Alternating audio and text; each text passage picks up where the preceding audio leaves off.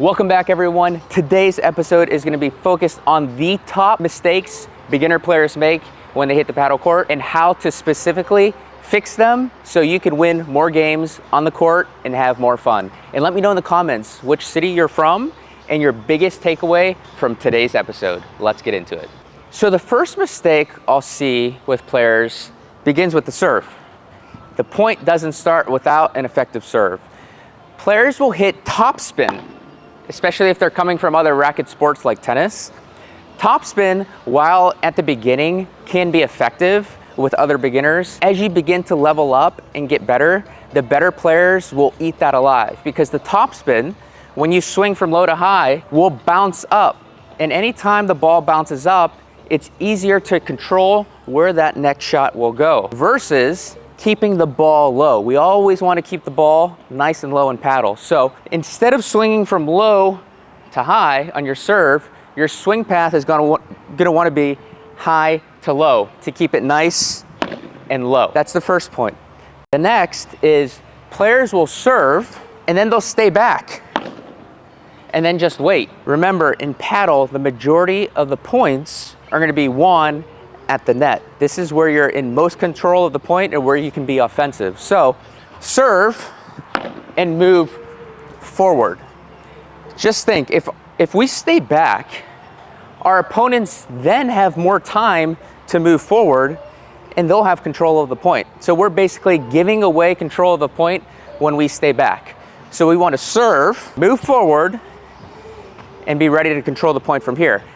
And next, if our opponents are back, a good place to aim the ball is at the fence. Bring them in and angle it off, hitting the fence, the cage, because it's much harder to hit a ball off of the cage. Number two is hitting too hard. For us folks who come from tennis, this is a very natural thing to do with big, loopy swings, because in tennis, we're more offensive by being aggressive and hitting harder. It's different in paddle. We want to make sure we have short and compact swings. And we want to focus on keeping the ball nice and low. So when we hit hard, the ball will rise. And that'll be an easier volley for our opponents. Versus we keep a short, compact swing, it could stay low, it'll dip, and that volley for your opponent, they'll have to bend down. Their racket face is going to have to be more open. Open racket face means the ball rises. That means we can then move forward and be a little bit more offensive. So that's just one example.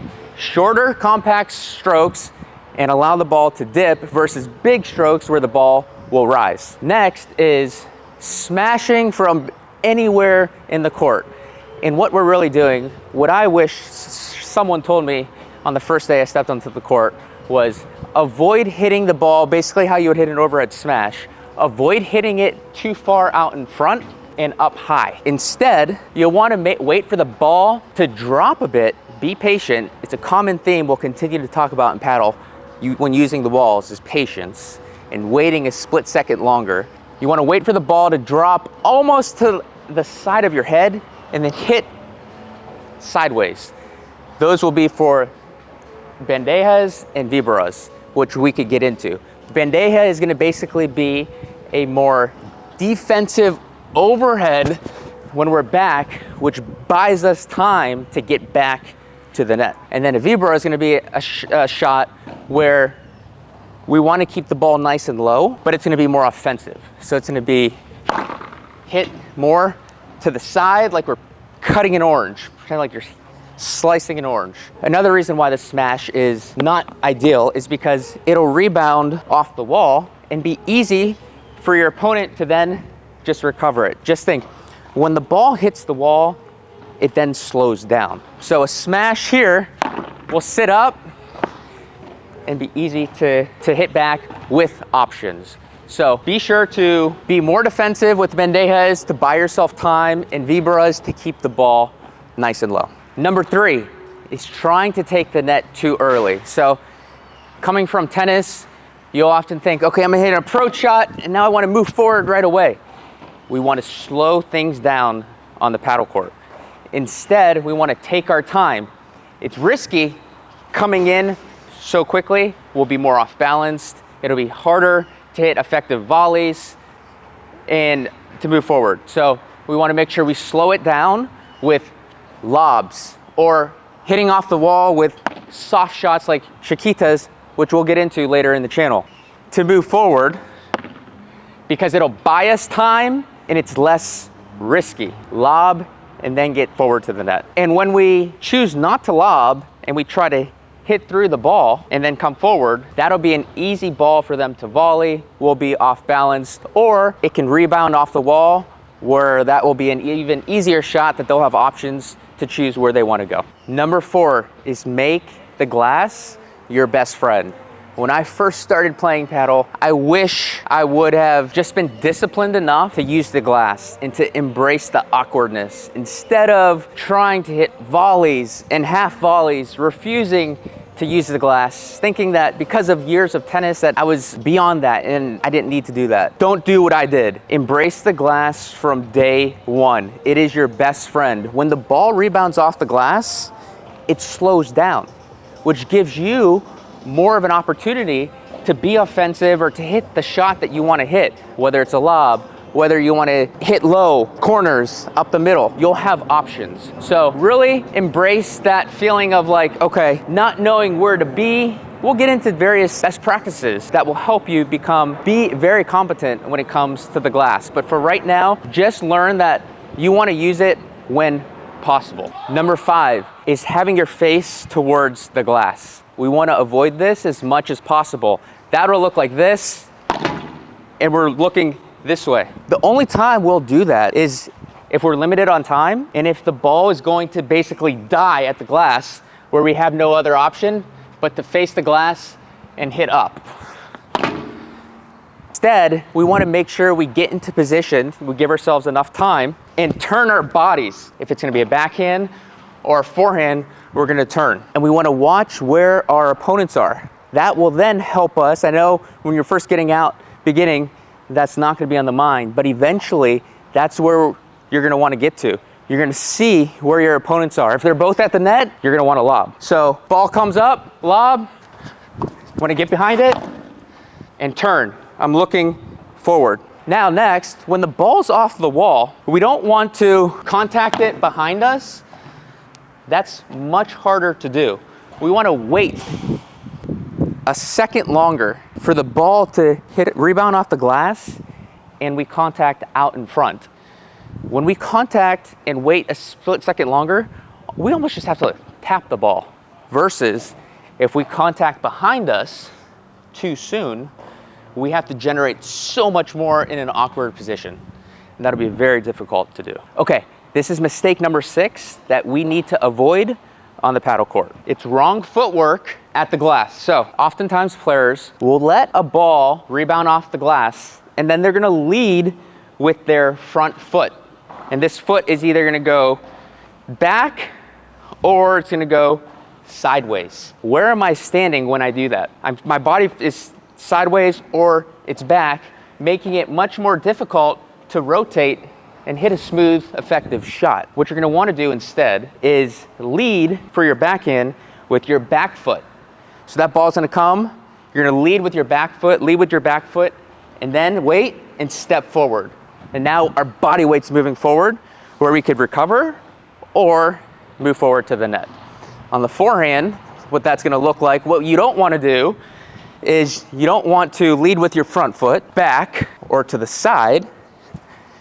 Ball's coming, lead with the back foot, step in with the front.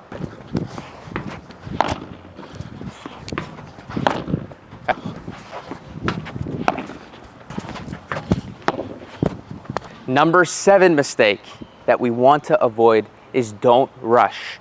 The first one is on the serve.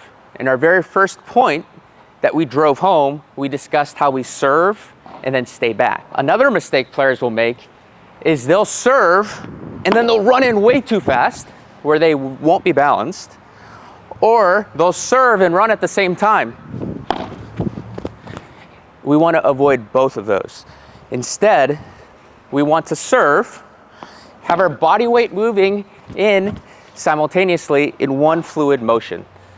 So we're balanced and ready for the next shot. Next up for don't rush is when the ball rebounds or hits off the wall, we want to stop as it hits the wall versus continuing to run as the ball's hitting the wall, because then we'll be out of position, the ball will bounce off, we'll be back here, the ball will be over there. Instead, when that ball hits the wall, we stop, we wait, we move forward.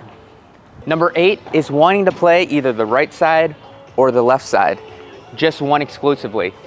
Train to play on both sides. It's better to fully understand what your partner is going through when you know both sides. Some players may have better offense, and so the left side is known for having to do more of the work, having to hit more of the overheads. If you want to get to the next level, you have to know how to be a good right-handed player to prove yourself, to earn the right sometimes to play the left side. So there's so many different reasons as to why you're going to want to develop a skill set for both sides, even though eventually, as your paddle journey continues to progress, you'll probably be more competent and comfortable on one side. But in the beginning, make sure every time you go play or you train, you switch it up every time so you get those reps in, you fully understand the shots and just the dynamics of each side, and it'll just make you a more rounded player. And last is around training. When you first get into paddle, it's such a fun, addictive game. You're gonna be inclined to just wanna play and play nonstop and find matches and play with your friends. And as you get plugged into the community, which makes paddle, it's one of the many things that make it so amazing, is you're just gonna wanna find games. But if you wanna develop the right foundation and right habits, it's critical to mix in the matches with proper training. Grab a partner and just go train for 30, 45 minutes, working on different strokes, getting your reps in. Go out by yourself, grab a bucket of balls and hit serves. Do some solo drills on the wall. Go find group clinics. Group clinics are an excellent way to get involved into the community, get to know more folk, and find new tactics, techniques that will help you become more confident. No need for private lessons right away. That could be something if it makes sense down the road, but once you get into the game, group lessons are more than enough to get familiar with the game in a fun, collaborative manner. And that concludes today's video on the top beginner mistakes players make on the paddle court. I hope you took something valuable away. Let me know in the comments below. Let me know which city you're from. I'd love to hear from you guys. And also which video, which topic you'd like to see next. And until next time, keep chasing that inner peace and outer excellence. I'll see you next time.